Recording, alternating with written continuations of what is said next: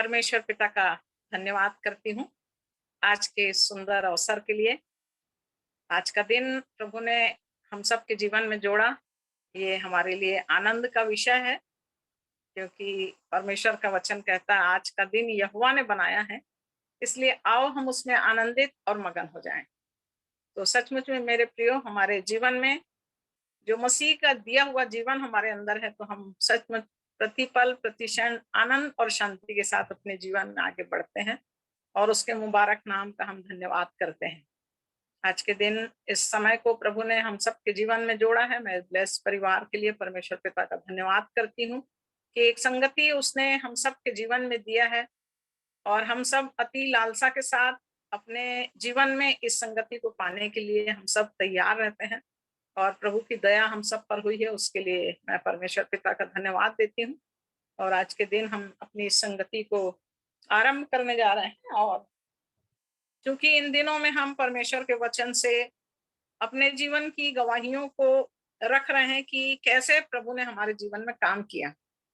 और ऐसे ही मैं इस समय परमेश्वर के वचन से योना की पुस्तक को पढ़ूंगी और उसके दूसरे अध्याय को, कि योना जो परमेश्वर का नबी था, जब वो परमेश्वर की आज्ञा को तोड़ के अपनी इच्छा को पूरा करने जा रहा था, तो परमेश्वर ने उसको मन फिराने का एक अवसर दिया।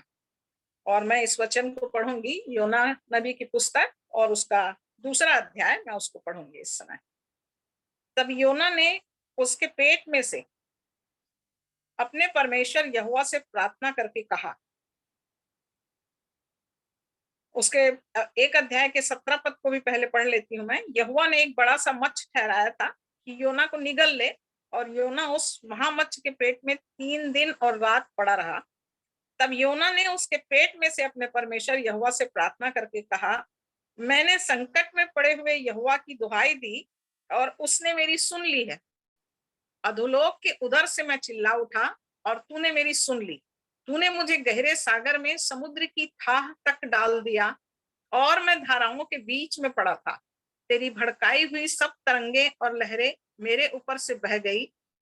तब मैंने कहा, मैं तेरे सामने से निकाल दिया गया हूँ, कैसे मैं तेरे पवित्र मंदिर की ओर फिर ताकूंगा। मैं जल से यहाँ तक घिरा हुआ था कि मेरे प्राण निकले जाते थे। गहरा सागर मेरे चारों ओर था और मेरे सिर में सिवार लिपटा हुआ था। मैं पहाड़ों की जड़ तक पहुंच गया था। मैं सदा के लिए भूमि में बंद हो गया था। तो भी है मेरे परमेश्वर यहोवा, तूने मेरे प्राणों को गड्ढे में से उठाया है। जब मैं मूर्छा खाने लगा, तब मैंने यहोवा को स्मरण किया और मेरी प्रार्थना तेरे पास वरन तेरे पवित्र मंदिर में पहुंच गई। जो लोग धोखे की व्यर्थ वस्तुओं पर मन लगाते हैं, वे अपने करुणा निधान को छोड़ देते हैं, परंतु मैं ऊंचे शब्द से धन्यवाद करके तुझे बलिदान चढ़ाऊंगा। जो मन्नत मैंने मानी उसको पूरी करूंगा। उद्धार यहोवा ही से होता है।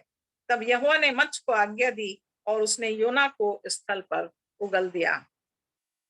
प्रभु इस वचन पर अपनी आशीष दे। आइए हम आरंभिक प्रार्थना में जाएंगे। हम सब अपनी आंखों को बंद करें। सारी सृष्टि के मालिक, जीवन के दाता, अनंत जीवन के स्वामी, एकमात्र उद्धार करता, सृष्टि करता, प्रभु यीशु मसीह के जीवित और पवित्र नाम से हम आपके चरणों के पास आते हैं। पिता, आप हमारे सृजनहार, पालनहार, तारणहार परमेश्वर हैं, इसलिए हम आपकी स्तुति, इबादत और आपकी बड़ाई और प्रशंसा करते हैं। आप धन्यवाद के योग्य हैं प्यारे पिता, इसलिए हम आपका धन्यवाद करते हैं। जैसे दाऊद राजा कहता है कि हे मेरे मन यहोवा को धन्य कह, और जो कुछ मुझ में है उसके पवित्र नाम को धन्य कहे। हे मेरे मन यहोवा को धन्य कह और उसके किसी उपकार को ना भूलना। प्यारे प्रभु, हम आपके इस वचन के अनुसार आपके उपकारों के लिए जो आपने हमारे जीवनों में प्रकट किया है प्यारे प्रभु, उसके लिए हम आपका धन्यवाद करते हैं। सचमुच प्यारे पिता, आपने हमारे जीवनों में अपनी बड़ी करुणा के अनुसार सहायता किया और यहाँ लो हम में से हर एक के जीवन पर अपनी तरस और दया को बनाए रखकर अपने अनुग्रह के द्वारा हमें इस पृथ्वी पर जीवित रखा है प्यारे प्रभु, उसके लिए मैं आपका धन्यवाद करती हूँ। धन्यवाद देते हैं प्रभु यीशु मसीह के जीवित लहू के लिए, जो हमें शुद्धता, छुटकारा और चंगाई देता है। उस लहू के लिए जिसके द्वारा हम उद्धार को पाते हैं। प्रभु यीशु मसीह के उस पवित्र नाम के द्वारा हम एक बार फिर से आपकी सहायता को अपने जीवनों में प्राप्त करके आपके पवित्र आत्मा के द्वारा हम आपके वचन का धन्यवाद करते हैं प्यारे पिता, क्योंकि आपने अपने वचन को अपने बड़े नाम से अधिक महत्वपूर्ण ठहराया है। आप प्रभु, आपने अपने वचन को हमारे पांव के लिए दीपक और मार्ग के लिए उजियाला करके दिया है। इसलिए हम आपके वचन के लिए आपका धन्यवाद करते हैं प्रभु, क्योंकि आपके वचन के खुलने से प्रकाश होता है और भोले मन को ज्ञान मिलता है। इसलिए आपकी सहायता के लिए हमारे जीवनों में आपके वचन के खुलने से वो ज्ञान हमारे जीवन के अंदर हमें आपकी इच्छा में चलने के लिए जो योग्य बनाता है प्यारे प्रभु, उसके लिए धन्यवाद करते हैं। हम धन्यवाद देते हैं प्यारे प्रभु जी, क्योंकि प्रभु आपने हमें अपनी आंख की पुतली के समान सुरक्षित रखा है प्यारे प्रभु जी, इसलिए हम आपका धन्यवाद करते हैं। आप शारोन के गुलाब हैं, आप वादियों के सोसन फूल हैं, आपका नाम अनमोल इत्र से अधिक उत्तम है प्यारे प्रभु जी, उसके लिए हम आपका धन्यवाद करते हैं। आप प्रभु, आप भी हमारे यहोवा यीरे हैं, इसलिए हम आपका धन्यवाद करते हैं। आप यहोवा शालोम हैं, हम आपका धन्यवाद करते हैं। आप यहोवा प्रभु, आप यहोवा राफा है प्रभु, हम आपका धन्यवाद करते हैं। आप इलोहीम हैं, आप अदोनाई हैं, आप अलशद्दाई परमेश्वर हैं, इसलिए हम आपका धन्यवाद धन्यवाद धन्यवाद करते हैं। आपकी करुणा सदा काल की है प्यारे पिता, इसलिए हम आपका धन्यवाद करते हैं। आप वैभव पराक्रम महिमा और शोभा से परिपूर्ण हैं प्यारे पिता, इसलिए हम आपका धन्यवाद करते हैं। और सचमुच आप में सदा आनंदित रहकर प्रभु एक बार फिर से हम आपके चरणों के पास आते हैं और अपने इस ब्लेस परिवार को प्रभु हम आपके चरणों में लाते हैं प्यारे पिता। आप प्रभु जी हमारे छोटे मासूम बच्चों से लेकर आप प्रभु ओ प्रभु जवानों को और प्रभु बुजुर्गों को, हर एक को प्रभु इस परिवार के अंदर जो आपने एक छोटे झुंड के रूप में आत्मा की रीति से चलने के लिए इन दिनों में गहरी बातों से भरपूर करके आपके जीवन को जांचने देखने और एक गवाह बनकर आपके लिए तैयार होने के लिए अवसर दिया है, हम आपका हृदय से धन्यवाद धन्यवाद धन्यवाद देते हैं। धन्यवाद देते हैं प्यारे पिता परमेश्वर, आपकी उत्तम योजना के लिए, आपकी उत्तम आशीषों के लिए जिसमें आपने हम में से हर एक के जीवन में कार्य किया है प्यारे प्रभु जी। जो इन दिनों प्रभु हम अपने जीवनों को खोलकर आपकी उस गवाही के लिए आपने तैयार किया है प्यारे प्रभु जी, जो प्रतिदिन हम सुनते हैं प्यारे प्रभु जी कि कैसे आप अपने लोगों को छुड़ाए हैं, कैसे अपने लोगों को उस जीवन के मार्ग में आप लिए फिर रहे हैं प्यारे प्रभु जी, उसके लिए हम आपका धन्यवाद करते हैं। हम धन्यवाद देते हैं प्यारे प्रभु जी आपके पवित्र चुने हुए दास के लिए, अपने प्रिय भाई शेखर के लिए प्यारे पिता परमेश्वर, जो भी शारीरिक कष्ट दुर्बलता यीशु मसीह आपके पवित्र दया के द्वारा आप प्रभु जी अपने हाथ को बढ़ाकर छू लिए प्यारे प्रभु, उसके लिए हम आपका धन्यवाद करते हैं। हाँ प्रभु, वचन 41:3 के अनुसार जब वो व्याधि के मारे रोग की शैया में हो तो यहोवा उसे संभालेगा, तो रोग में उसके बिछौने को उलट कर ठीक करेगा। इस वचन से प्रभु उस बिछौने को उलट कर ठीक करने के लिए और भाई को फिर से अपने घर वापस लौट कर प्रभु आपकी दया में बने रहते हुए आपके कार्य के लिए खड़ा करने के लिए प्रभु हम आपकी आशीष के लिए आपका धन्यवाद धन्यवाद धन्यवाद देते हैं। धन्यवाद देते हैं प्यारे पिता परमेश्वर। उसी तरह आप प्रभु जी बहन सिंथिया के पापा को प्रभु जी, जो प्रभु हेड इंजुरी एक्सीडेंट में हुआ है, प्रभु हम आपके चरणों में समर्पित करते हैं प्यारे पिता परमेश्वर। प्रभु उनकी जैसी स्थिति है प्यारे प्रभु हम नहीं जानते, परंतु आप मनुष्य के मन को जांचने वाले जानने वाले परमेश्वर है। उनके शरीर की दशा को आप भली भांति जानते हैं प्यारे प्रभु जी। मत्ती 8:17 के अनुसार आपने हमारी दुर्बलताओं को अपने ऊपर उठा लिया है प्यारे प्रभु, इसलिए इस घड़ी हम उनकी सारी दुर्बलताओं को आपके चरणों में समर्पित करते हैं और यीशु के नाम से प्रभु वो शिफा और चंगाई उनके जीवन के लिए मांग लेते हैं प्यारे पिता। हम धन्यवाद धन्यवाद धन्यवाद करते हैं प्यारे प्रभु जी। उसी तरह प्रभु बेटी बिस्टी के लिए जो इन दिनों प्रभु जी ओ प्रभु आपकी बड़ी दया के द्वारा प्रभु जी अपने जीवन में प्रभु उन कठिन परिस्थितियों से गुजरते हुए आपकी ओर से उस चंगाई को प्रभु उस बेटी के जीवन के लिए हम मांगते हैं। पूर्ण शिफा यीशु मसीह के नाम से प्रभु उस बेटी की आंखों में मिलने पाए प्यारे प्रभु जी। जो भी कठिनाई है, जो भी तकलीफ है, यीशु मसीह के नाम से वो दूर होने पाए और बेटी प्रभु अद्भुत रीति से आपके नाम में प्रभु जी वो शिफा पाकर आगे बढ़ने पाए। उस प्यारी बेटी को प्रभु हम आपके चरणों में समर्पित करते हैं।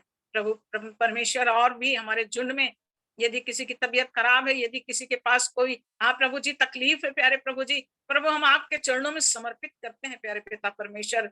इन दिनों में प्रभु जी आप हर एक की सुधि ले रहे हैं प्यारे प्रभु जी, हर एक की सहायता कर रहे हैं, हर एक की अगुवाई कर रहे हैं, मदद कर रहे हैं प्रभु, उसके लिए आपका धन्यवाद करती हूँ प्यारे पिता परमेश्वर। इस प्रभु आरंभ को प्रभु हम आपके हाथों में सौंपते हैं, पवित्र आत्मा की सहायता को चाहते हैं प्यारे प्रभु। आपके पवित्र आत्मा के द्वारा हाँ प्रभु, हम नहीं परंतु आपकी आत्मा हमसे बातचीत करने पाए, आपकी दया और सहायता चाहते हैं प्रभु। इस पूरे सिस्टम को प्रभु हम आपके हाथों में समर्पित करते हैं प्यारे पिता परमेश्वर। इस इंटरनेट कनेक्शन को, हर एक के इंटरनेट कनेक्शन को अपने हाथों में लीजिए प्यारे प्रभु जी। हर प्रकार की बाधा को हम यीशु के नाम से दूर करते हैं, ताकि हर एक का इंटरनेट कनेक्शन प्रभु इस मीटिंग में प्रभु आपकी इच्छा के अनुसार पूरा होने पाए प्यारे प्रभु जी। और हम सब आपस में जुड़े रहकर एक दूसरे के लिए आशीष का कारण बने रहे प्यारे पिता। ऐसी दया और सहायता चाहते हैं।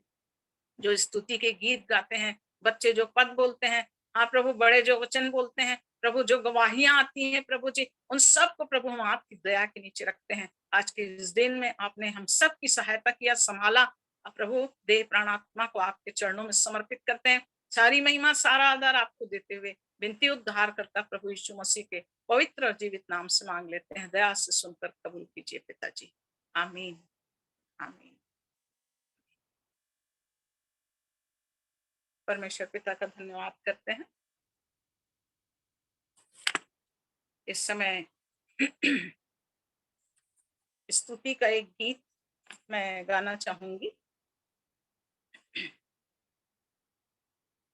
क्योंकि इन दिनों हम सब अपने अपने जीवन को जांच रहे हैं, देख रहे हैं, और उन गवाहियों को हम सब एक दूसरे के सामने रख रहे हैं कि कैसे हमने संसार से निकलकर अपने प्रभु यीशु मसीह को, उसके प्रेम को जाना, और कैसे वचनों के द्वारा वचन ने हमारे जीवन में काम किया, और कैसे हम प्रभु में आए, और कैसे हम प्रभु में आगे बढ़ रहे हैं और प्रभु के आने के लिए इंतजार कर रहे हैं।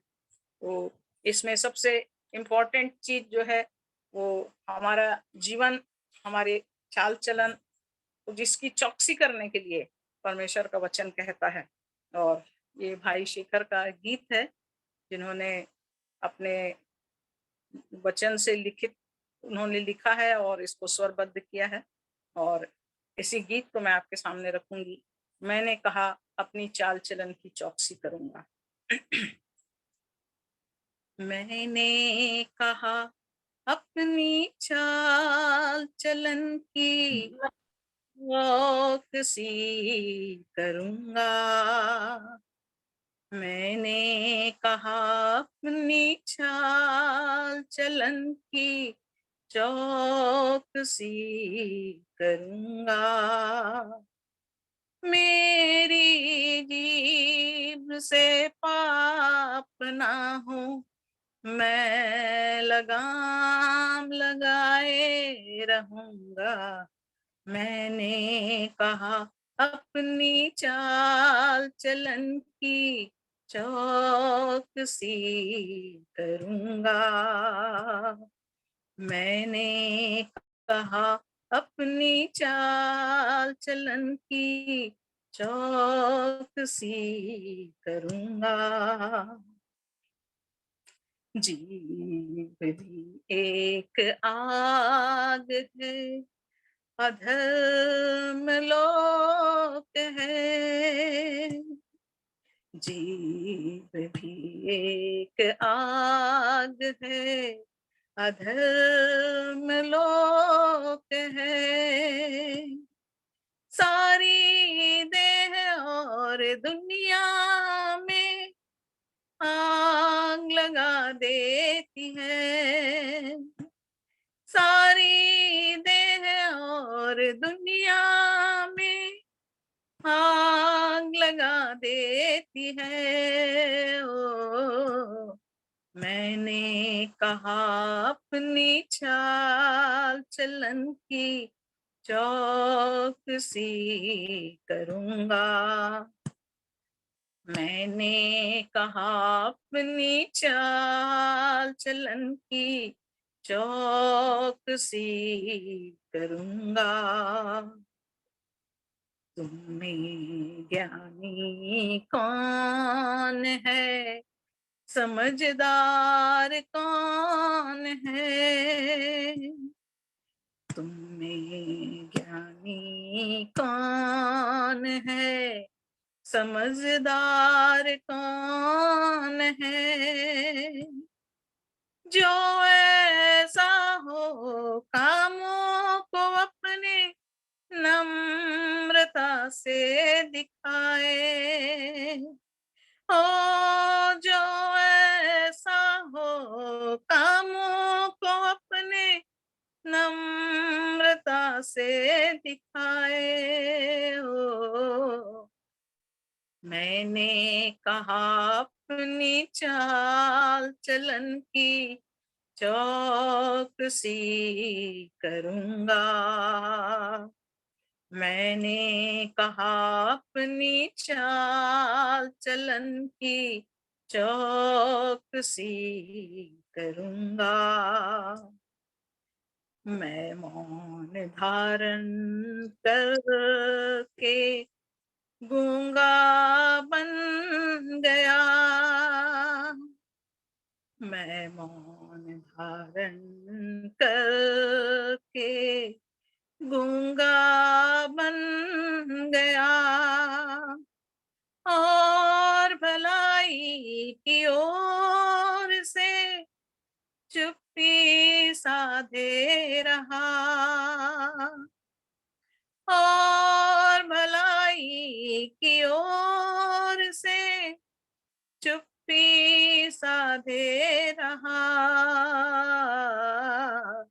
मैंने कहा अपनी चाल चलन की चौकसी करूंगा। मैंने कहा अपनी चाल चलन की चौकसी करूंगा।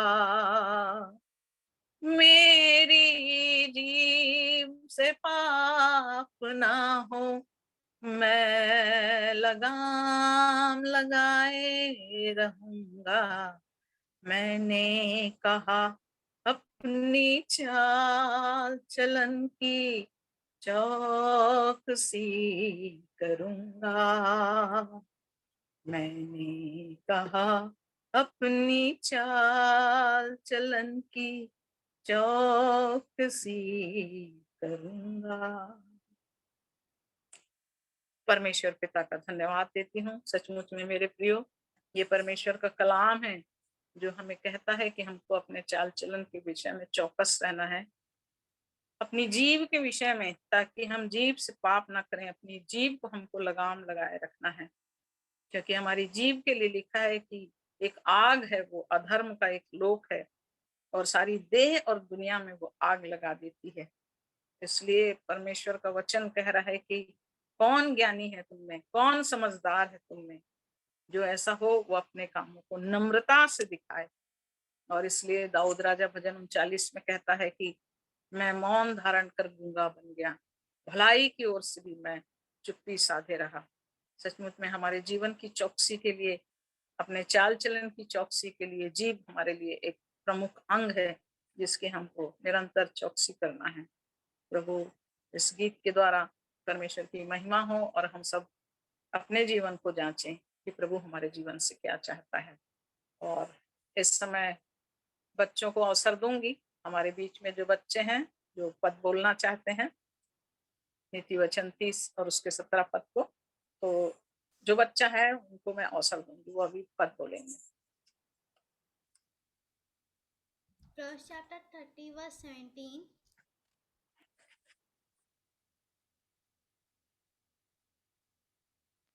Proverbs chapter 30 verse 17. The eye that mocks his father and scorns obedience to his mother, the ravens of the valley will pick it out and the young eagles will eat it.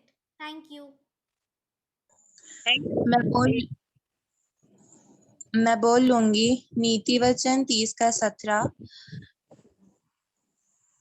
जिस आंख से कोई अपने पिता पर अनादर की दृष्टि करे और अपमान के साथ अपनी माता की आज्ञा न माने, उस आंख को तराई के कौवे खोद खोद कर निकालेंगे और उबकाब के बच्चे खा डालेंगे। थैंक यू बेटा, गॉड ब्लेस यू। और कोई बच्चे हैं, बोलना है तो बोल सकते हैं अभी। आप सबको जय मसीह की। नीति वचन 30 का 17। जिस आंख से कोई अपने पिता पर अपमान की दृष्टि करे और अनादर के साथ अपमान के साथ अपनी माता की आज्ञा ना माने, उस आग को तराई के कौवे खोद खोद कर निकालेंगे और वो आग के बच्चे खा डालेंगे। Thank you. Thank you, God bless you बच्चों के सुंदर पद बोलने के लिए। और ना सिर्फ पद को याद करें परंतु अपने जीवन में इन वचनों को इस्तेमाल करें ताकि हम प्रभु की आशीष को अपने जीवनों में देख सकें। प्यारे बच्चों, आप सबका बहुत धन्यवाद। और जैसे हमको प्रभु का वचन मिला है मत्ती 11 और उसके 12 पद को, जो बड़े लोग के लिए परमेश्वर की इच्छा में भाई ने दिया है, और 12 पद में जैसा कहता है कि यूहन्ना बपतिस्मा देने वाले के दिनों से अब तक स्वर्ग के राज्य में बलपूर्वक प्रवेश होता रहा है और बलवान उसे छीन लेते हैं। परमेश्वर पिता का धन्यवाद देते हैं इस वचन के लिए। और अभी और कोई वचन बोलना चाहता है तो बोल सकते हैं।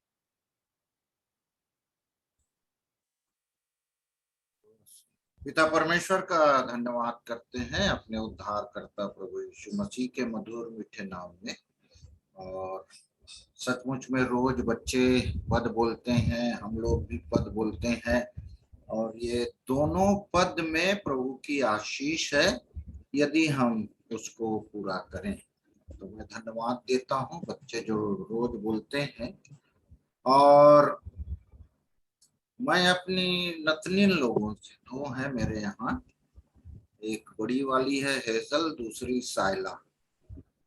ये पद को वो जब बोलते हैं तो एक दिन मैं अपने पारिवारिक आराधना में बैठा था, अपने घर की आराधना में, तो उसमें मैं इनको समझा रहा था कि बेटा, जैसे अभी बहन बेला भी बोली कि इसको बोलना, कंठस्थ करना बहुत सरल है याद करके, परंतु इसको आत्मसात करना, अपने जीवन में उतारना, वो ज्यादा जरूरी है।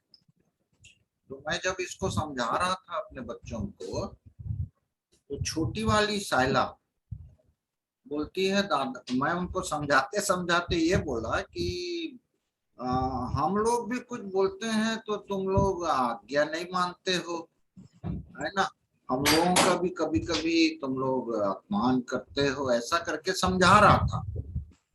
तो वो छोटी वाली बोलती है दादा, यहाँ तो पिता और माता लिखा है, दादा और दादी तो नहीं लिखा है। ये अबोध बच्ची बोल रही थी। तो सचमुच में हम बच्चों का, ये छोटे छोटे बच्चे जो पद बोलते हैं, उसको ध्यान रखिए कि माता पिता है, पिता पहले फिर माता है, और उनके माता पिता के हम माता पिता हैं। तो आप अपने माता पिता के लिए ये पद को पूरा करो, और आपके माता पिता हमारे लिए पद पूरा करेंगे अपने जीवन में। और वो यदि आप दादा और दादी के लिए भी इसको पूरा करोगे तो प्रभु और आशीष देगा। और ना सिर्फ अपने रिलेटिव्स, बल्कि अंग्रेजी में एक और अच्छा सा शब्द है, मैं केंद्रीय विद्यालय में प्लेज बोला जाता था, प्लेज, उसमें शब्द जो आया है, अपने एल्डर्स का रिस्पेक्ट करूंगा, अपने से बड़ों का। और इस प्रकार हमें समझाना नितांत आवश्यक है। छोटे बच्चे अबोध होके ऐसा ऐसा प्रश्न पूछते हैं, तो मैं और आप उसे अच्छे से समझाएं। और बड़ों का पद जो दिया है मत्ती 11 का 12, मैं कहना चाहूंगा कि यूहन्ना बपतिस्मा देने वाले से अब तक परमेश्वर के राज्य में बलपूर्वक प्रवेश होता रहा है और बलवान उसे छीन लेते हैं। और सचमुच में हम सब बलवान बने, छीनने वाले।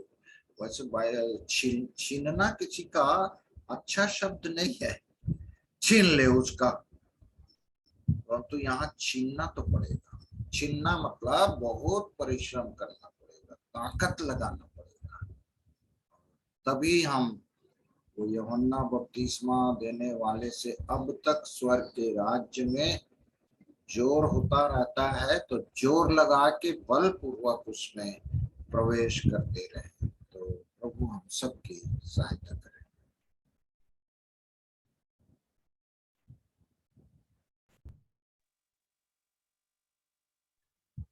धन्यवाद हेमंत भाई को। सचमुच में तुमने बड़ा सुंदर प्रश्न पूछा। ये तो माता पिता के लिए लिखा हुआ है, तो आप लोग तो दादा दादी हैं, तो उनको ये सिखाना है कि अपने से बड़ों के लिए आप दिल में ये सिखाना है। सिर्फ माता पिता ही बड़े नहीं हैं, और माता पिता के साथ में दादा दादी भी उस माता पिता से ज्यादा बड़े हैं, क्योंकि दादा दादी जब हैं तभी माता पिता हैं। तो उन बच्चों को हमको इन बातों को समझाना है, क्योंकि वो तो भोले हैं, नादान हैं, लेकिन उनको शिक्षा देना हमारा काम है। तो प्रभु सहायता करे।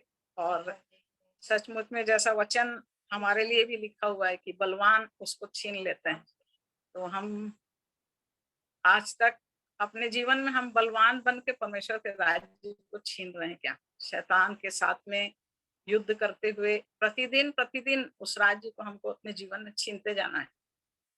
तो ये हमारे जीवन में अभी गवाही का समय है, और मैं अवसर दूंगी कि जो अब तक के गवाही नहीं दिए हैं और हमारे झुंड में शामिल हैं, तो अभी अवसर होगा कि आप अपने जीवन की गवाही रखें। पहले मैं बाइबल की वर्स पढ़ लूं, फिर उसके बाद जी, गवाही। आप पढ़ लीजिए। सबों को जय मसीह की, और सब प्रभु में आप सबों को आशीष मिले। मैं पढ़ूंगा भजन संहिता 134। हे यहोवा के सब सेवकों सुनो, तुम जो रात रात को यहोवा के भवन में खड़े रहते हो, यहोवा का धन्य कहो। अपने हाथ पवित्र स्थान में उठाकर यहोवा का धन्य कहो। यहोवा जो आकाश और पृथ्वी का करता है, वह सिय्योन से तुझे आशीष दे। आमीन। प्रभु का धन्यवाद हो इस वचन के लिए।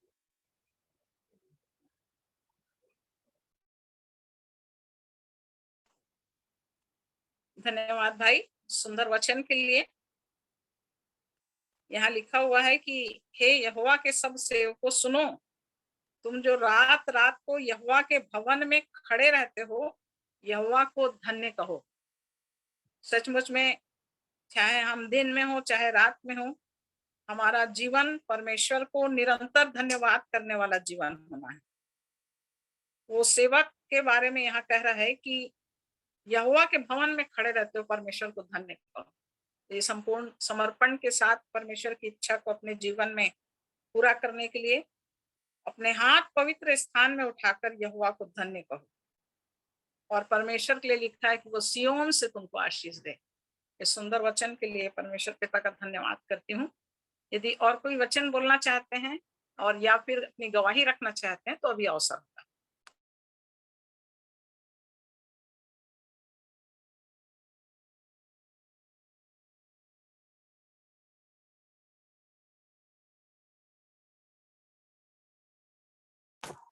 आप सबों को सलाम, और परमेश्वर पिता का मैं धन्यवाद देती हूँ कि एक बार फिर से परमेश्वर पिता मेरे जीवन में अवसर दिए कि एक बार फिर से अपने जीवन की गवाही को रख सकूं। इसलिए मैं अपने परमेश्वर पिता का धन्यवाद देती हूँ, और धन्यवाद देती हूँ परमेश्वर पिता की।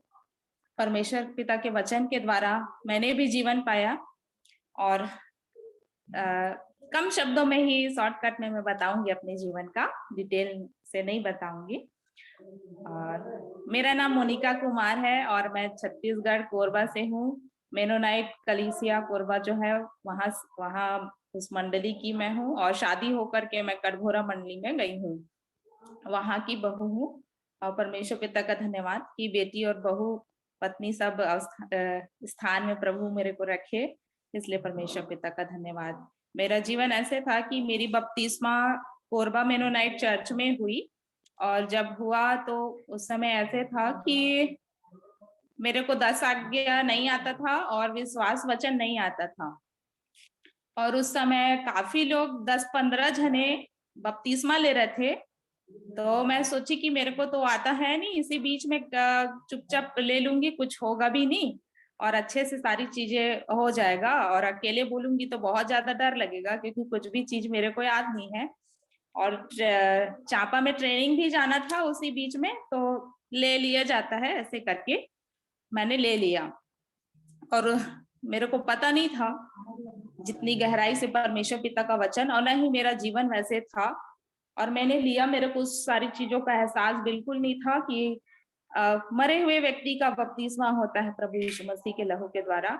और परमेश्वर पिता को मैं यानी कि ईसाई घर की हूँ, शुरू से संगति में रही हूँ, बट मेरा जीवन वैसे नहीं था जैसे प्रभु चाहते थे। और बपतिस्मा होने के बाद मेरा जीवन और भी, जो कम पाप थे तो बड़ा बड़ा पाप आ गया। थोड़ा मोड़ा पाप था, बट बपतिस्मा हो गया और उसके बाद शादी हो गई, तो फिर उससे और बड़ा बड़ा पाप मेरे जीवन में एंटर कर चुका था। मैं पूरी तरह से परमेश्वर पिता की आज्ञा के विरुद्ध में निकल गई थी। और मेरे जीवन में एक दिन ऐसे आया कि काफी सालों बाद मेरा बाबा भी हो गया था, और एक प्रभु की दासी, इस घटना को प्रभु मेरे को स्वप्न में दिखाए थे 2 महीना पहले उस समय, कि कोई प्रभु की दासी आई है, घूम रही है और एक एक लोगों को वचन सुना रही है, और फिर लास्ट में मेरे पास आई।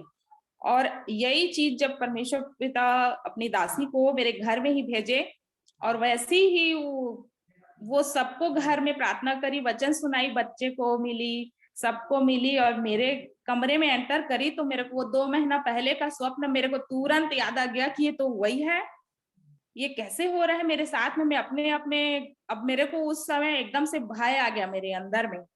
पहले तो ऐसा कुछ नहीं, लेकिन जब इस चीज को, सच को जो मेरे जीवन में हुआ, उस चीज को मैंने जब महसूस किया, तो बहुत ही ज्यादा मैं डर गई कि ये मेरे साथ हो क्या रहा है। ये तो 2 महीना पहले मैंने स्वप्न को देखा था, और ये सारे जो माहौल मेरे पास आ रहे हैं, ये तो सेम वैसे ही हो रहा है। और वो आई और मेरे को वचन दी, और जो वचन है कि पहला कुरिन्थी उसका पहला कुरिन्थी 3 उसका 16, वो मेरे को पढ़वाई और चली गई, मेरे को कुछ नहीं बोली, बस मेरे को पढ़वाई। पहला कुरिन्थी 3 उसका 16, क्या तुम नहीं जानते कि तुम परमेश्वर पिता का मंदिर हो और परमेश्वर का आत्मा तुम में वास करता है? यदि कोई परमेश्वर के मंदिर को नष्ट करेगा तो परमेश्वर पिता उसे नष्ट करेगा, क्योंकि परमेश्वर का मंदिर पवित्र है और वो तुम हो। तो ये जो तुम हो बोले, तो फिर एकदम से मेरे अंदर ये वचन मेरे को एकदम बेचैन कर दिया, और बस मैं पढ़ी हूँ और फिर मेरे आंसू अपने आप बहने लगे। इस वचन को बस पढ़ी और मेरे को ये चीज हुआ कि पिता कि आपके पवित्र मंदिर, मैं तो उतना दिन से मैं अपनी मूर्खता को मैं देखती हूँ कि आप तो चर्च में रहते हैं, अपने मन में इस चीज को मैंने क्या, चर्च जाते हैं, आराधना वहीं करते हैं, लेकिन ये वचन तो बोल रहा है कि वो मंदिर तुम हो, मतलब मेरे अंदर। और ये सारे चीज, ये वचन वो पढ़ा करके चले गई। और उसके बाद फिर ये वचन को जब पूरा एकदम मेरा मन एकदम उथल पुथल हो गया, वो बोली कि ध्यान देना इसमें, और मैं रो ही रही थी उसी कंडीशन में। वो प्रार्थना करी मेरे लिए और चले गई। फिर उसके बाद बहुत ही ज्यादा मैं बेचैन हो गई, और एक बहन के साथ संगति भी जाते थे, और मेरा मन इतना व्याकुल था कि मैं किसी को अपने मन की बात बोलूं, क्योंकि वो चीज मेरे को एहसास हो गया था कि परमेश्वर पिता के मंदिर को मैंने पूरी तरह से खराब कर दिया है। बिल्कुल भी परमेश्वर पिता को मेरा ये जीवन ग्रहण नहीं होगा। और एकदम से मन में बेचैनी, मैं किसको बोलूं, ऐसे हो गया था मेरा जीवन। न ही किसी को बता पाती थी, मेरा भूख प्यास सब खत्म। और मैं अपने शकल को आईना में भी देखना, मेरे को ना ऐसे लगता था कि मेरे को घिन आता था, अपने चेहरे को मैं आईना में नहीं देखती थी। जब प्रभु के वचन में, जब परमेश्वर पिता इस वचन के दर्पण मेरे को दिखाए मेरा जीवन को, तो मैं जो संसारिक आईना है उसमें देखना छोड़ दी थी। मेरे को अपने आप से एकदम ऐसी ही, मैं भी आईना ही नहीं देखती थी। और उसके बाद फिर बहुत ही कोशिश करी अपने उन बहनों से कि मैं अपने मन की बात को बोलूं। मैं एकदम व्याकुल हो जाती थी, किसको बोलूं, ऐसे हो गया था। और बस में जाते थे निहारिका उस बहन के साथ, तो कई बार बस स्टैंड में बोली कि दीदी सुनिए ना, मेरे को आपसे बात करना है। तो वो दीदी ऐसे ऐसे बोलती थी, और परमेश्वर पिता को बताना, मेरे को मत बता, परमेश्वर पिता के सामने रखना। फिर मैं बोली कैसे करूं। फिर एक रात ऐसे आया कि बहुत ज्यादा मेरा मन एकदम व्याकुल हो गया था और सब घर में सो रहे थे। इन लोगों को खाना वाना खिला के सुला दी और जैसे ही इन लोगों का नींद पड़ा तो फिर मैं रात में उठी और बहुत ही बेचैन थी। मैं 11 बज रहा था, मेरे को डेट वेट नहीं है पता उस दिन कितना तारीख था, बट बस वो 11 बज रहा था इतना मेरे को पता है। और फिर मैं बैठी, घुटना टेकी और प्रभु को धन्यवाद के लिए भी शब्द नहीं निकल रहे थे और एक गीत को ऐसी गाई और गीत गाते गाते फिर मेरे आंसू बहने लगे और फिर प्रार्थना आत्मा आहें भर भर के परमेश्वर पिता से करने लगा। और मैं क्या महसूस करी कि मैं एकदम खुले हुए आसमान में मैं बैठी हूँ अकेले, मेरे अगल बगल कोई नहीं है, घुटना टेक करके। और जब आंखें उठा करके वो करी तो प्रभु मेरे जीवन का पूरा पिक्चर को दिखाए, कहाँ से मेरा जीवन गिरा, क्या हुआ, एक एक चीज को मैंने अपने जीवन का परमेश्वर पिता की दया से प्रभु दिखाए मेरे को। और जब दिखाए पूरा पूरा जैसे पिक्चर हॉल में होता है ऐसे ही मेरे साथ हुआ। और एक एक पिक्चर को जब प्रभु दिखाए तो मैं बोली हाँ पिता मैंने किया, मुझे माफ करिए, हाँ ये चीज भी मैंने किया, मुझे माफ करिए। और ऐसे करके उस रात में 11 बजे से कब सुबह हुआ मेरे को कुछ पता नहीं था, मैं होश में भी नहीं थी। और उस दिन मैंने अपने परमेश्वर पिता के सामने अपने पापों का अंगीकार किया। और उसके बाद ऐसे हुआ कि मैंने अपने पिता की आत्मा को शोकित भी कर दिया था, क्योंकि जान गई, पश्चाताप भी करी और फिर जान करके फिर वो कर दी, क्योंकि कुछ भी चीज मेरे को समझ नहीं आ रहा था। फिर प्रभु के सामने मैंने घुटना टेका उपवास के साथ, पिता मेरे जीवन में ऐसा क्यों हो रहा है, मेरे जीवन को बदल दीजिए, मैं इस परिस्थिति में नहीं रहना चाहती, मेरा जीवन अच्छा बनाइए, ऐसे करके प्रार्थना करने लगी। और वचन तो कुछ भी समझ में आता नहीं था। मैं बोली प्रभु मेरी सहायता करिए कि ये वचन मेरे को समझ में आए। और प्रभु की दया अनुग्रह के लिए मैं धन्यवाद देती हूँ कि उसी समय भाई रुपेश चर्च में जवानों को वचन के लिए वो किए थे। तो एक मेरे भाई का बेटा है प्रशांत करके, वो जा रहा था। तो मैं बोली बेटा कहाँ जा रहे हो आप? तो बोले कि फूफी एक वो आए हैं प्रभु के दास भैया, ऐसे करके वो वचन की संगति लेंगे, तो मैं वहीं जा रहा हूँ, मैं देख लेता हूँ आज, फिर उसके बाद आपको भी लेके जाऊंगा। मैं बोली ठीक है आप चले जाइए आज, उसके बाद फिर मेरे को बताना। उसके बाद फिर दूसरे दिन वो फिर गया तो मेरे को बताया कि हाँ चलेंगे फूफी, ऐसे करके। और फिर मैं वहां गई और भाई रुपेश के द्वारा परमेश्वर पिता अपने वचन को मुझ तक पहुंचाए और उनके वचन के द्वारा धीरे धीरे मेरा जीवन बदलते गया। और परमेश्वर पिता का मैं धन्यवाद देती हूँ कि परमेश्वर पिता ने अपने वचन को उनके द्वारा मुझ तक पहुंचाया और धीरे धीरे करके मेरा जीवन इन सारी सच्चाइयों को मैं जानने लगी, मेरा जीवन बदलते गया। जो पाप और बुराई थी वो सारी चीजें धीरे धीरे करके मेरे जीवन से हटते गया। और सच है कि परमेश्वर पिता के वचन के द्वारा छुटकारा, चंगाई, आंखों का खुलना, यानी कि जो अंधे हैं, जो लंगड़े हैं, वो चलने लगते हैं। अद्भुत रीति से परमेश्वर पिता ने मेरे जीवन में काम किया और परमेश्वर पिता का धन्यवाद देती हूँ कि परमेश्वर पिता ने मेरे घर को भी बना करके पूरा दिए, क्योंकि जो हमारी जो शादीशुदा लाइफ वो बहुत ही इन सारी चीजों के कारण ऐसे लगता था कि बस है घर में परंतु प्रेम नहीं है। और उन सारी चीजों को परमेश्वर पिता ने अपने प्रेम से फिर से उस घर को बनाया और इसके लिए मैं परमेश्वर पिता का धन्यवाद देती हूँ कि उसकी उपस्थिति में हम लोग आज बैठने पाते हैं, हमारा जीवन प्रभु की उपस्थिति में है और सारी बंधनें टूटने पाई प्रभु की संगति में, प्रभु के पवित्र लोगों के साथ परमेश्वर पिता की संगति को करने पा रहे हैं। इसलिए परमेश्वर पिता का धन्यवाद देती हूँ कि इस प्रकार से मेरा जीवन बदलते गया। और वो लाल सागर से परमेश्वर पिता ने मुझे निकाला और कनान तक पहुंची हूँ। मेरा पूरा विश्वास है, कभी कभी हार जाती हूँ और कभी जीतती हूँ, तो मेरे आनंद का कोई ठिकाना नहीं होता, मैं अपने में ही नाचते वाचते रहती हूँ। मेरा बेटा मेरे को देख के बोलता भी कि मम्मी आप कैसे कर रहे हो? मैं बोली आप नहीं समझोगे मेरी खुशी को। और परमेश्वर पिता का इन सारी चीजों के लिए मैं धन्यवाद देती हूँ और इस अवसर के लिए भी धन्यवाद देती हूँ कि इस गवाही को रखने के लिए प्रभु मेरे को सुरक्षित और जीवित रखे।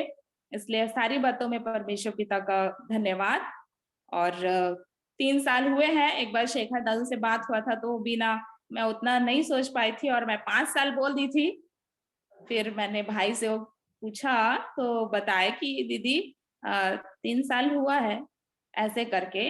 तो मैं परमेश्वर पिता का सारी बातों के लिए अपने उनके वचन के लिए परमेश्वर पिता का धन्यवाद देती हूँ और अपने भाइयों के लिए और अपने बड़े बुजुर्गों के लिए जिनके जीवन के द्वारा परमेश्वर पिता मुझ तक अपने पवित्र वचन को पहुंचाते हैं और मेरा जीवन दिन ब दिन नया बनता जाता है, मैं अनुभव करती हूँ। इसलिए परमेश्वर पिता का सारी बातों में धन्यवाद देती हूँ। आप सबों का धन्यवाद।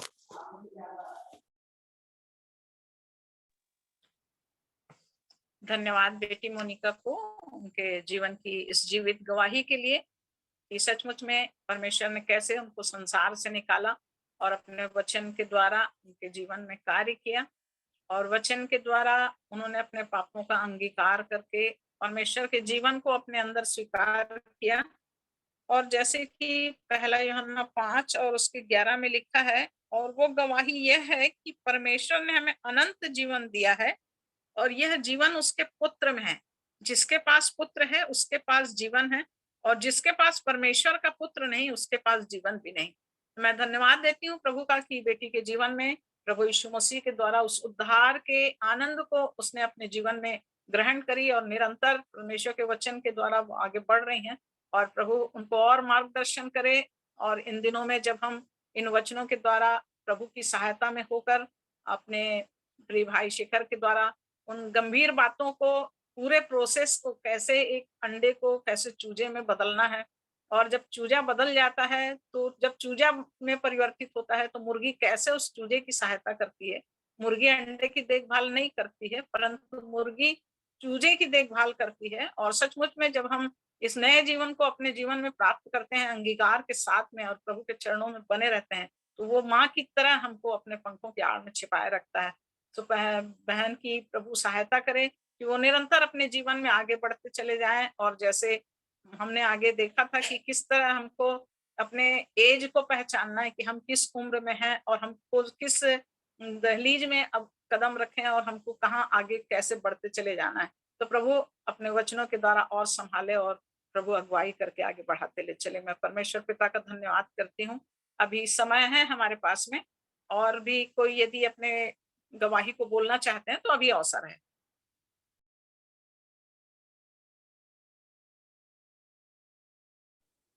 आप सभी को सलाम।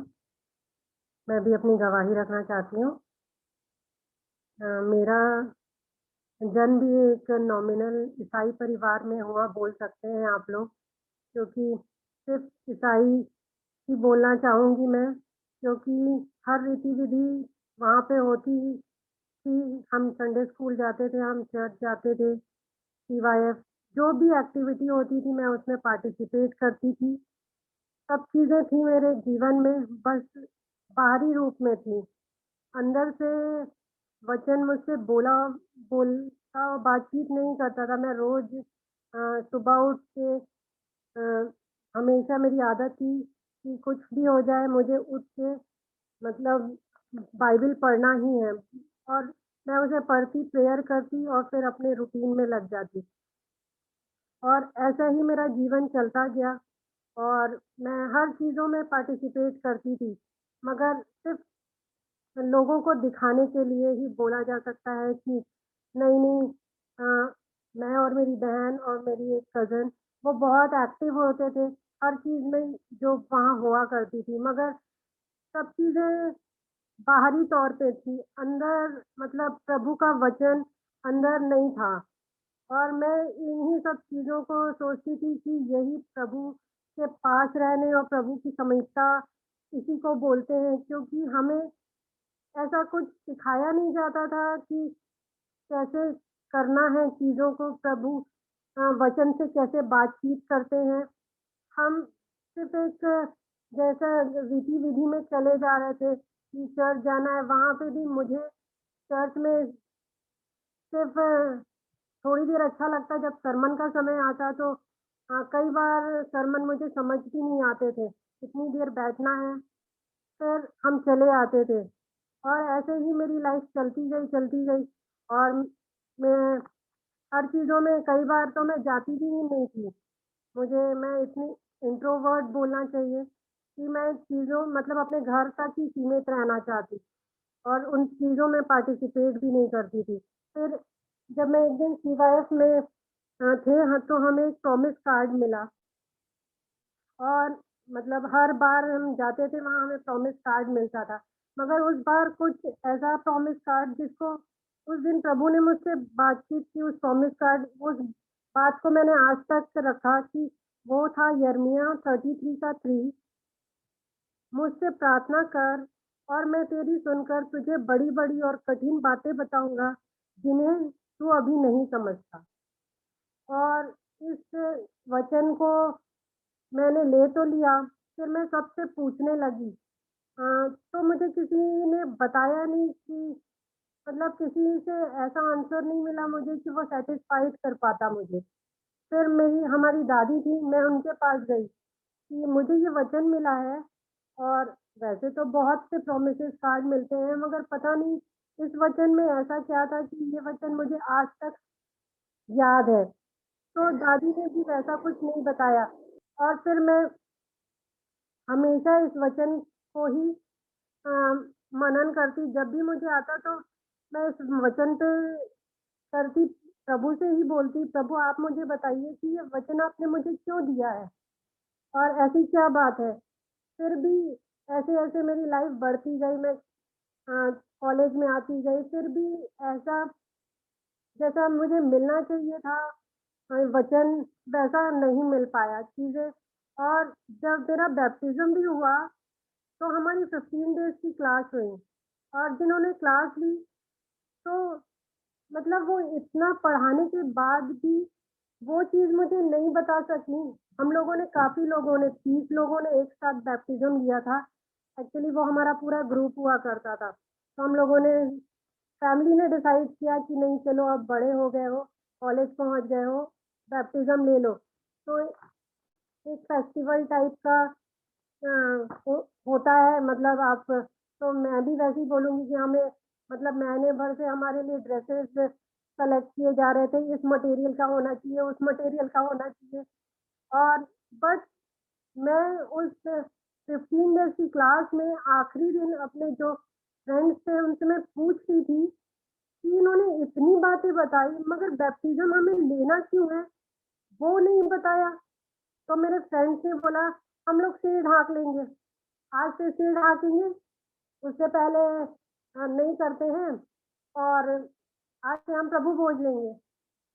तो भी मेरा मन नहीं हुआ, मैंने बोला ये क्या आंसर है कि वो आंटी ने हमें बता ही नहीं पाई और फिर वैसा ही हमारा बैप्टिज़्म हुआ और वैसे ही चलता गया। चीज़ें चलती गई और प्रभु का ये वचन मुझे हमेशा तो मैंने प्रार्थना करना शुरू किया, फिर भी चीज़ें वैसे ही थीं, कोई ज़्यादा चेंजेस नहीं आए और फिर सब समझते थे कि मैं किसी चीज़ में फिर उसके बाद मैं पार्टिसिपेट भी नहीं करती थी। फिर मुझे कॉलेज का काम है, मुझे कहीं और कुछ में जाना है, तो फिर मैंने जो चीज़ें मेरे पहले चल रही थी, वो भी ख़त्म हो गई। मतलब मैं ना संडे स्कूल जाना, फिर ना यूथ मीटिंग में जाना और जितनी एक्टिविटीज़ होती थी, वो सारा चीज़ मेरे से छूटने लगा। फिर मुझे मतलब मैं सिर्फ़ अपनी जो रूटीन में बाइबल पढ़ना है, सुबह उठ के प्रेयर करना है और रात में सोने से पहले, ये चीज़ मुझे वो मेरी कभी नहीं छूटी। मगर बाकी चीज़ें फिर मुझे लगने लगा मैं वहाँ जाके क्या करूँगी, choir में जाके मुझे क्या है, वहाँ पे मतलब ऐसा भी होता है कि जो अच्छा गाते हैं या मतलब जिनके मम्मी-पापा अच्छा गाते हैं, वैसा टाइप का होने लगा। तो फिर मैंने उस चीज़ से भी अपने आप को कट आउट कर लिया। वहाँ से भी मैं हट गई। बट जो चीज़ें मेरा जो रूटीन था बस वही नहीं चेंज हुआ और ऐसी चीज़ें चलती गई फिर हुआ कि मेरी शादी की बात आई और मेरी शादी भी इनसे हो गई और फिर बाद में पता चला कि मैं मुझे लगता था कि ऐसे ही फैमिली में हो रही है, जैसा मैंने देखा था अपने मतलब पूरे सराउंडिंग में कि ऐसे ही चलता है कि एक से शादी दूसरे से, मतलब दोनों हस्बैंड वाइफ भी वैसे ही चर्च जाना है, कभी चर्च नहीं जाना है, वचन पढ़ना है नहीं पढ़ना है, ऐसे ही चलता था कि प्रभु के वचन में जो नजदीकी होनी चाहिए वो थी ही नहीं। तो फिर मेरा भी ऐसा था कि मैं शादी होके आ गई और फिर चीजें मेरे साथ वैसे ही चल रही थी। फिर कई बार मुझे लगता था कि मेरे हस्बैंड इतना ज्यादा डिवोटेड है हर चीजों में, वो कभी वो सुबह 4 बजे प्रेयर में भी चले जाते हैं, वो मतलब एनी टाइम अवेलेबल होते हैं हर चीजों में। तो प्रभु ने मुझे यहाँ क्यों लाया? मतलब मैं तो किसी चीज में इतनी एक्टिव ही नहीं रही कभी, मतलब ना परमेश्वर पिता से, प्रभु से मेरा जुड़ाव था कभी, चीजें मेरे लाइफ में एकदम नॉमिनल वे पे चल रही थी किसी चीज में ऐसा। तो मुझे कई बार मैं सोचने पे मजबूर हुई कि मैं यहाँ पे क्यों हूँ, ऐसी जगह पे जहाँ मेरे और भी सिस्टर जिनकी शादियां हुई वो लोग तो यहाँ पे नहीं और उनके हस्बैंड भी। तो मुझे लगने लगा कि मैं प्रार्थना करने लगी, मैं प्रभु कि मैं इनके साथ क्यों जोड़ी हुई कि ये इतना ज़्यादा हर चीज़ों में, मतलब परमेश्वर के वचन में बने रहना और सब चीज़ों में रहते हैं और मैं तो किसी में नहीं रहती। फिर और ऐसे ही करते-करते कई बार हम दोनों में हो भी जाता था कि हम, मतलब मुझे लगता था ये अपना ज़्यादातर समय चर्च में और सब चीज़ों में देते हैं, क्योंकि मैंने वो लाइफ़ देखी नहीं थी कभी। फिर प्रभु मुझे बदलने लगे और ऐसा हुआ कि कुछ सालों में, मतलब मैं घर में रहती हूँ मिस्टी के साथ, तो सिर्फ वचन ही मुझे अच्छा लगने लगा। प्रभु ने मेरे जीवन में बहुत से बदलाव किए और मैं काफी समय प्रभु के वचन में ही बिताने लगी। ये चीजें प्रभु अब मुझे समझ आती हैं कि प्रभु ने वो बातें मुझे जो उस दिन वचन दिया था कि प्रार्थना करना, और मैं तुझे बड़ी बड़ी बातें, और अभी चीजें वैसे ही हो रही हैं कि मैं हमेशा, ऐसा होता है कि जब भी मैं आंख बंद करती तो मुझे बाइबल ही नजर आती, और मतलब कोई मुझसे बोल रहा है कि सिर्फ और सिर्फ बाइबल को देखना है, बाइबल वचन ही पढ़ना है। जब भी मैं आंख बंद करूं वचन दिखे मुझे। और फिर कई साल यहाँ पे संगति बहुत अच्छी, ये होम विजिट पे भी जाते थे और ये यहाँ पे सेल ग्रुप होते थे उसमें भी जाते थे। तो प्रभु ने मुझे धीरे धीरे वैसा टर्न करना शुरू किया कि मेरी भी इच्छा होने लगी कि मैं वचन पढ़ूं, वचन की भूख मुझ में देने लगे और मैं उन चीजों को और भी गहराई से जानने लगी। प्रभु का वचन मुझे पहले पहले बिल्कुल भी समझ नहीं आता था, कई बार तो ऐसे ही सिर्फ पढ़ा और चला गया, ऐसे ही हो जाता था मेरे साथ। फिर धीरे धीरे मैं, ऐसा हो गया कि मैं घंटों घंटों बाइबल पढ़ा करती थी और प्रेयर करती थी। फिर इस चीज फिर प्रभु का ये वचन मेरे पास आया कि तू अपने सारे मन, सारे प्राण और अपनी सारी शक्ति से मुझसे प्रेम कर। सिर्फ मैं हर बार वचन खोलूं और मैं घूम फिर के सिर्फ इसी वचन पे आ जाऊं। तो मैंने कहा कि प्रभु, और मेरा था कि मैं मटेरियलिस्टिक थिंग्स से ज़्यादा कि नहीं मुझे ये भी चाहिए वो भी चाहिए, तो भी प्रभु मुझे सिर्फ यही बोलते थे कि तू अपने सारे मन, सारे प्राण और शक्ति से मुझसे ही प्रेम कर। ये वचन मेरे हर समय ही चलता रहता है कि प्रभु मुझसे बोल रहे हैं कि ये कर और मैं कुछ और कर रही।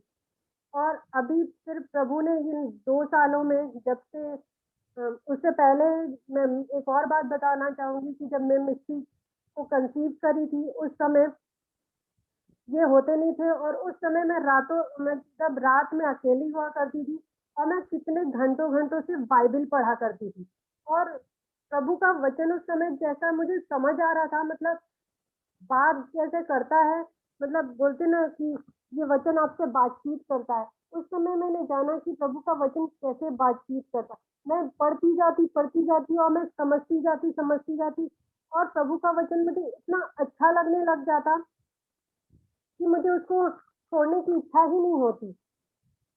तो फिर ऐसे ही प्रभु ने मेरे जीवन में काम किया और उसी समय भी मैं बोलना चाहूंगी कई मुश्किल परिस्थितियां हमारे जीवन में आई, मतलब चीजें अप्स एंड डाउन्स आते गए और ऐसे भी नहीं थे कि प्रभु ने उन सब चीजों से निकाला नहीं, प्रभु ने बहुत अच्छे से हमें उन चीजों से निकाला।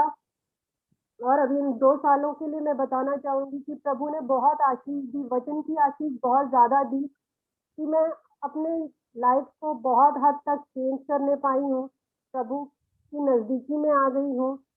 और अभी भी ऐसा होता है कि चीजें जब लगता है कि बहुत आउट ऑफ कंट्रोल जा रही है, फिर भी प्रभु का वो आनंद और वो शांति को मैं महसूस करने पाती हूँ।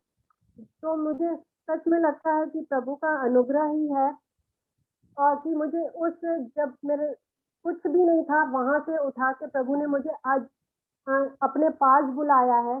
तो ये प्रभु की दया और अनुग्रह ही है मेरे जीवन में। और मैं नहीं जानती कि मैं किस फेज में हूँ कि मैंने मिस्र, क्योंकि हर समय चीजें आती ही रहती हैं, कभी कुछ अप्स एंड डाउन, लड़ाइयाँ चलती ही रहती हैं। मैं वो नहीं बताना चाहूंगी कि मैं कहाँ पहुंची हूँ और मैं शायद खुद भी नहीं अभी तक। कल मिस्टी मुझसे पूछ रही थी कि मम्मा आप कहाँ पे पहुंचे हो, तो मैं बोली बेटा मुझे अभी तक कुछ समझ ही नहीं आया, क्योंकि हर चीजें संसार से निकलने की कोशिश तो मैं कर रही हूँ। मतलब अब मुझे चीजें पहले जैसे बहुत अच्छी लगती थी, अब वैसा नहीं रहा। प्रभु ने उसमें भी जय दी है कि अब मुझे चीजें वैसी अच्छी नहीं लगती कि जैसे मैं पहले नहीं मुझे ये चाहिए ही चाहिए। क्योंकि मैंने कुछ अभी पिछले साल ऐसा फेस किया कि जहाँ प्रभु की संगति और प्रभु की बातें नहीं होती है, वहां पे मुझे कुछ अच्छा सा फील नहीं होता है। तो मुझे ऐसा अकेला अकेला सा फील होता है। मतलब जहाँ प्रभु की संगति होती है वहां पे मुझे बहुत अच्छा लगता है। और अभी कुछ दिन पहले, मतलब पिछले साल की बात है, हम कहीं थे, वहां पे प्रभु की संगति नहीं मिल रही थी, तो मेरा मन बहुत भारी सा हो रहा था कि यहाँ पे कुछ तो भी है ऐसा कि प्रभु नहीं है यहाँ पे। तो और जहाँ पे प्रभु होते हैं वहां पे उनकी अलग सी शांति होती है। और तो मैं इस चीज को समझ पा रही हूँ कि सच में कि प्रभु का अनुग्रह और दया तो मुझ पर बहुत हुई है कि उन्होंने मुझे उस विनाश के गड्ढे से, जहाँ पूरा संसार पड़ा है, वहां से निकाल के अपने पास तो ला रहे हैं प्रभु।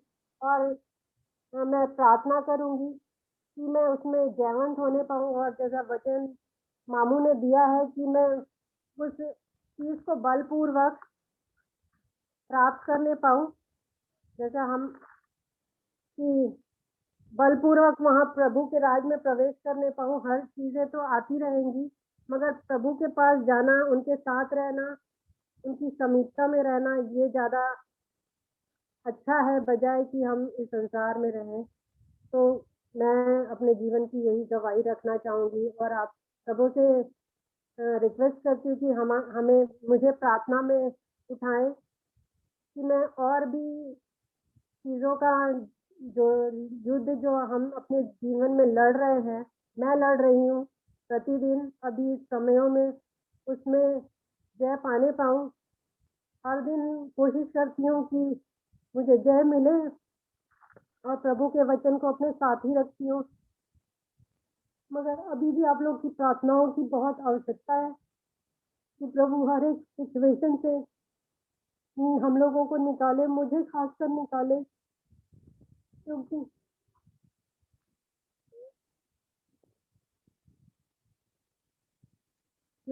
जीवन में हम जब उस वहाँ प्रभु के पास जाने के लिए तैयार हो रहे हैं तो युद्ध आ रहे हैं और उस युद्ध में, उस बैटल फील्ड में परमेश्वर के क्योंकि खड़े होने पाऊँ मैं, तो आप लोगों से रिक्वेस्ट करती हूँ कि अपनी प्रार्थनाओं में स्मरण रखें मुझे। Thank you.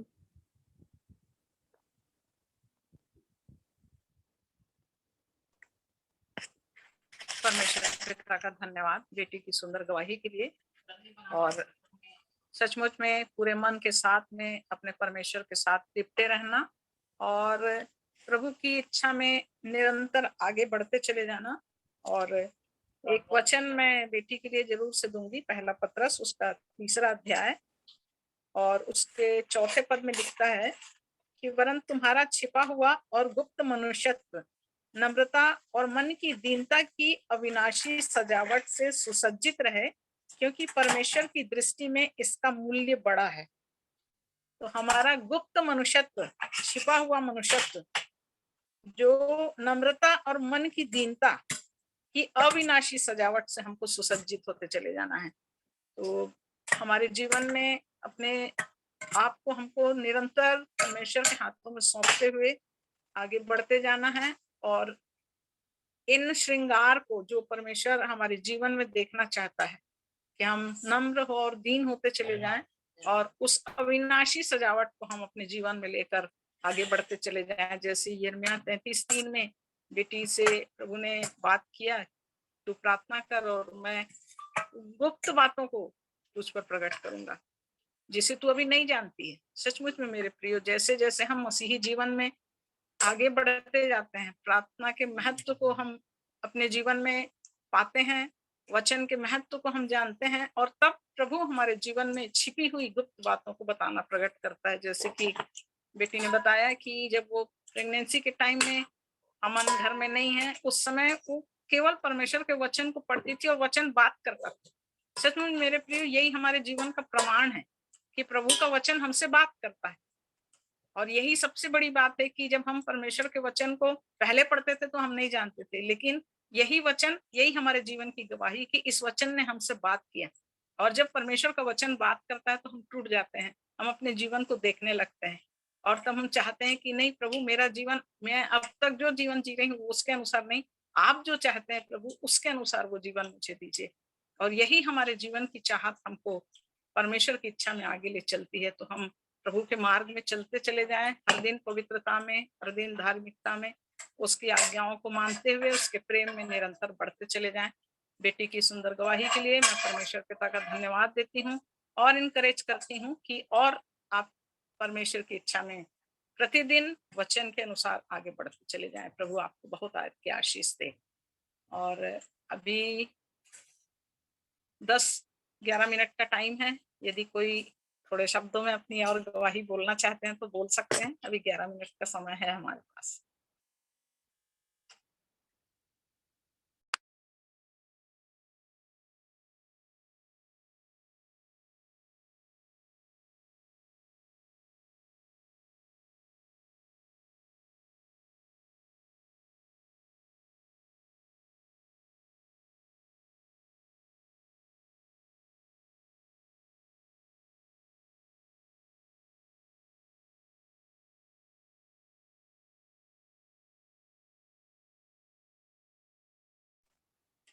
यदि गवाही नहीं है तो एक स्तुति का गीत है जिसको मैं गाना चाहती हूँ कि यदि वचन में बने रहेंगे तो हम कैसे उसके चेले ठहरेंगे।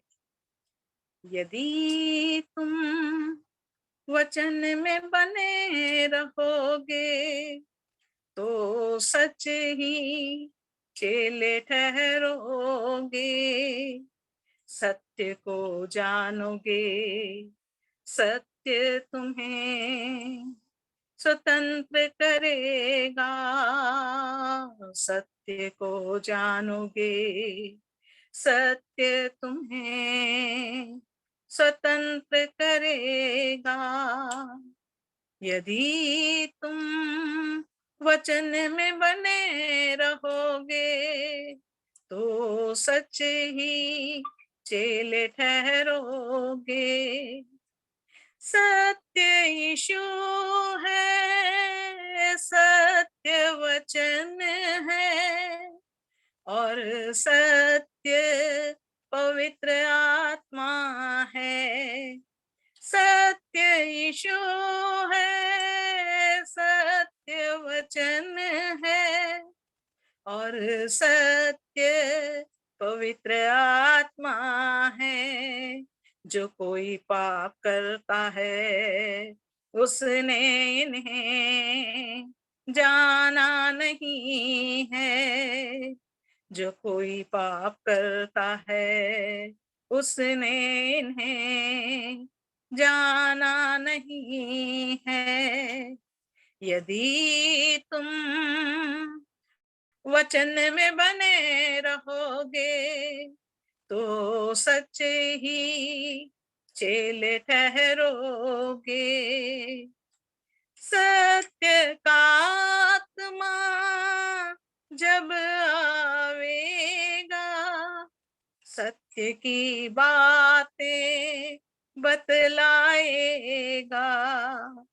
सत्य का आत्मा जब आएगा सत्य की बातें बतलाएगा। आने वाली बातें भी ये आत्मा बतलाएगा। आने वाली बातें भी ये आत्मा बतलाएगा। यदि तुम वचन में बने रहोगे तो सच्चे ही चेले ठहरोगे। सत्य को जानोगे सत्य तुम्हें स्वतंत्र करेगा। सत्य को जानोगे सत्य तुम्हें स्वतंत्र करेगा। यदि तुम वचन में बने रहोगे तो सच ही चेले ठहरोगे। प्रभु का धन्यवाद। सचमुच में यदि हम वचन में बने रहेंगे तो हम उसके चेले ठहरेंगे और परमेश्वर के सत्य को हम जानेंगे और वो सत्य हमारे जीवन को स्वतंत्र करेगा। जब सत्य का आत्मा हमारे जीवन में आता है तो सारी सत्य की बातों को हमारे जीवन में प्रकट करता है और आने वाली बातों को भी परमेश्वर का आत्मा हमको सिखाता और बताता जाता है। सो प्रभु के इस वचन और सुंदर गीत के लिए मैं परमेश्वर पिता का धन्यवाद करती हूँ और इस समय मैं निवेदन करती हूँ हेम भाई से कि अंतिम प्रार्थना करेंगे।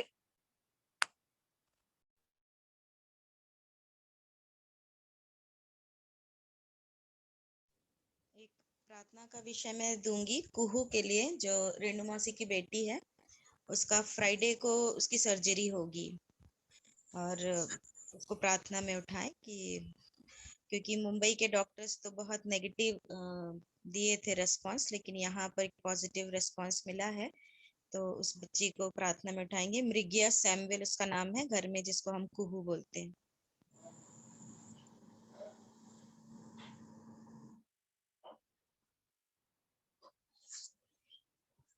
तो आइए प्रार्थना में जाएंगे।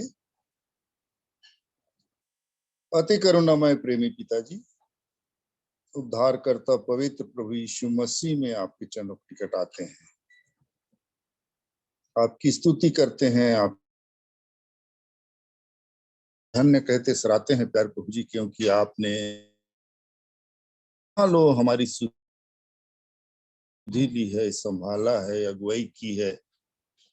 अपने धर्म हाथ को आपने हम सबों के जीवन में बनाए रखा।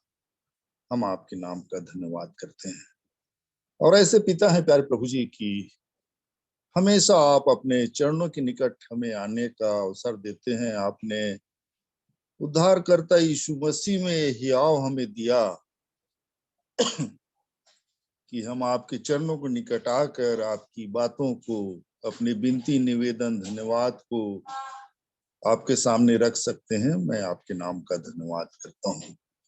आज फिर से आपने हम सभी प्रियों की सहायता की प्यारे प्रभु जी की आपके चरणों के निकट बैठकर आपकी उन बातों को जान सके जो आप हम प्रत्येक के जीवन में विभिन्न प्रकार से करते हैं। प्यारे प्रभु जी, आपकी पवित्र मनसा है कि हर एक आप बचाए जाएं प्यारे प्रभु जी, शैतान अंधकार के शक्तियों से छुड़ाए जाएं और आप अपने वचन के द्वारा, विभिन्न स्थितियों के द्वारा विभिन्न परिस्थितियां जब हमारे जीवन में आती हैं प्यार प्रभु जी, आप हमें अपने करीबी में बुलाना चाहते हैं। मैं आपके नाम का धन्यवाद करता हूँ। मेरे प्रियों ने जो गवाहियां दी, कैसे आपने उनके जीवन में अद्भुत काम किया। हम सबका जीवन ऐसी है प्यार प्रभु जी कि जब हम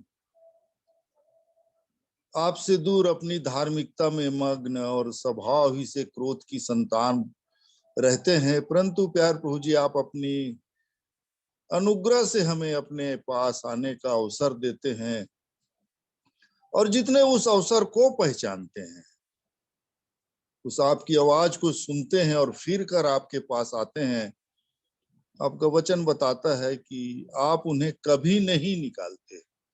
ऐसे महान परमेश्वर हैं, इसलिए हम आपके नाम का धन्यवाद करते हैं, विशेषकर मोनिका बेटी के लिए, सोनिया बेटी के लिए, कि अद्भुत काम आपने उनके जीवन में किया, अपने वचन के द्वारा अपने नजदीकी में आने का अवसर दिया। प्यार प्रभु जी मैं आपके नाम का धन्यवाद करता हूं, और मेरे दोनों बेटियों के जीवन को आपके लहू के बारे में समर्पित करता हूं। बड़ी दया चाहता हूं प्यारे प्रभु जी, और भी हमारे मन की आंखें ज्योतिर्मय हो सके, आपके सत्य वचन को जैसा आपकी आत्मा चाहता है वैसा ही हम सब मिलकर समझ सकें, और एक साथ गठ कर, एक साथ जुड़ कर प्यार प्रभु जी हम सब चल सकें। प्यार प्रभु जी ऐसी बड़ी दया मैं आपसे चाहता हूँ। इसलिए प्रत्येक के जीवन पर, हर एक की जो भी दशा है, जैसे भी विचार हैं, प्रत्येक को मैं आपके चरणों के निकट रखता हूँ।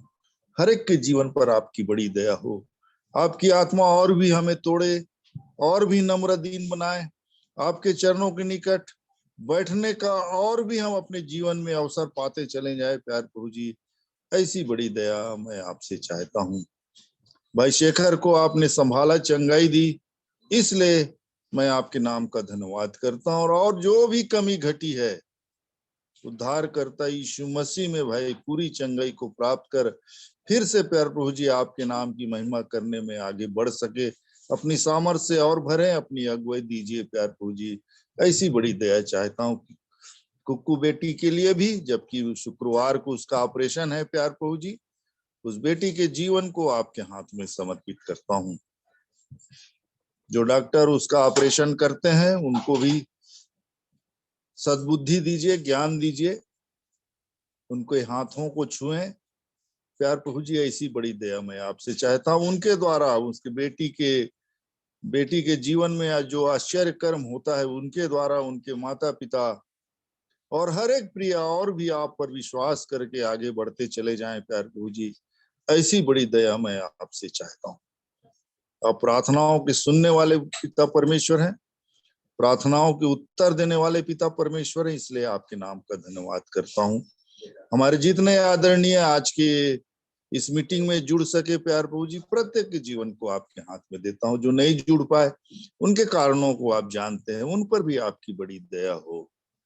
प्यार प्रभु जी हर एक आपके धर्म में हाथ के नीचे संभाले जाएं। इस रात्रि में भी आप हमारे अगुआ और रक्षक हो। उन शोकित परिवारों को भी स्मरण करता हूँ प्यार प्रभु जी, जो जिनके बीच से उनके प्रिय इस संसार को छोड़कर प्यार प्रभु जी यहाँ से चले गए, उन प्रत्येक के जीवन पर आपकी बड़ी दया चाहता हूँ। शोकित परिवारों पर भी आपकी आशीष का चाहता हूँ। इस रात्रि में भी आप हमारे अगुआ रक्षक हो। आपकी भली और सिद्ध मनसा हम सबों के जीवन में हो। धन्यवाद सहित दुआ उद्धार करता यीशु मसीह के नाम से मांगता हूँ, सुनिए, दया करके ग्रहण कीजिए। आमीन। यीशु धन्यवाद।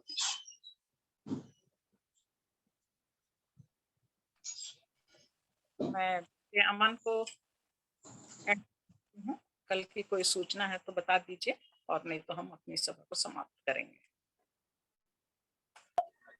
सभी को सलाम, जय मसीह की। सिर्फ वही है, कोई खास सूचना नहीं है। हम बस ही 8:45 बजे कल फिर जुड़ेंगे। सभी का स्वागत रहेगा। शालोम, एबेनेज़र, गुड नाइट सबको। हेलो एक बात बोलना जी चाचा जी।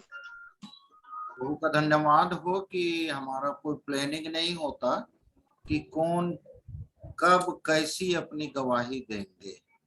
ये प्रभु का आत्मा हमारे बीच में कार्य करता है। परंतु एक बात मैं अपने प्रियों से अवश्य कहना चाहूंगा कि जो गवाही नहीं दिए हैं, मैं तो रोज प्रार्थना करता रहता हूँ कि आज ये गवाही दे, आज वो गवाही दे। और जैसे ही मोनिका शुरू की ना, तो मैं प्रभु को और बहुत ज्यादा धन्यवाद दिया, क्योंकि मैं मोनिका की गवाही को सुनना चाह रहा था। ऐसी हर एक की गवाहियों को हम सुने, और किसी को बंधन नहीं है। कोई जरूरी नहीं है कि मेरी गवाही आप सबकी गवाही से मिले, क्योंकि परमेश्वर का कार्य करने का तरीका अलग है। हर एक वचन से कभी भी कैसो भी वो प्रभु अपने वचन से बात करते हैं। तो कुछ लोगों के लिए और प्रार्थना कर रहा हूँ जो लिस्ट में आज मैं देख रहा हूँ कि इनकी गवाही मैं नहीं सुना हूँ। तो मेरी प्रार्थना पहुंचे और प्रभु इन आत्माओं पे जो गवाही नहीं दिए हैं उनका मुंह खोलें। और मैं आज ही अपने बड़े भाई से बात कर रहा था कि ये इसकी गवाही नहीं सुने हैं, अभी ये बाकी है, अभी वो बाकी है, ऐसा कोई लिस्ट तैयार नहीं किए। और जिसको जब आत्मा उभारता है तो अपनी गवाही देना शुरू कर देते। तो मैं उन प्रियों से जो आज नहीं जुड़े हैं उनसे तो नहीं कह सकता, परंतु जो जुड़े हैं और गवाही नहीं दी है उनसे मैं उम्मीद रखता हूं, उनके लिए प्रार्थना कर रहा हूं कि इन बच्चों से, छोटे हैं उम्र में बहुत, इसलिए अपने बेटा और बेटी कह रहा हूं क्योंकि उन लोग सब हम लोगों को दादा कहते हैं। तो दादा की आवाज को सुनिए और अवश्य अपनी गवाही को शेयर करिए, क्योंकि ब्रदर शेखर बोले हैं कि हर एक को गवाही देना है, कोई नहीं छूटेगा, नहीं तो क्लास बंद। तो ये क्लास बंद ना हो, परंतु हम सब कह सकें, जब ब्रदर शेखर जुड़े तो कहें सबने गवाही दे दिया, तो हमारा उत्तर हो यस, सबने गवाही दे दिया। मैं उन प्रियों से जो गवाही नहीं दी है अवश्य अपनी गवाही को शेयर करें। प्रभु हम सब की सहायता करें। Shalom, bye, good night.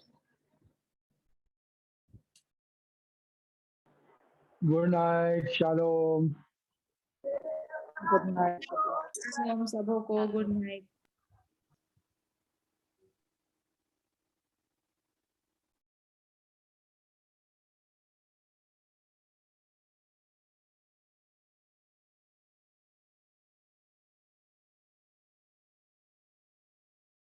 Meeting and कर रहे हैं।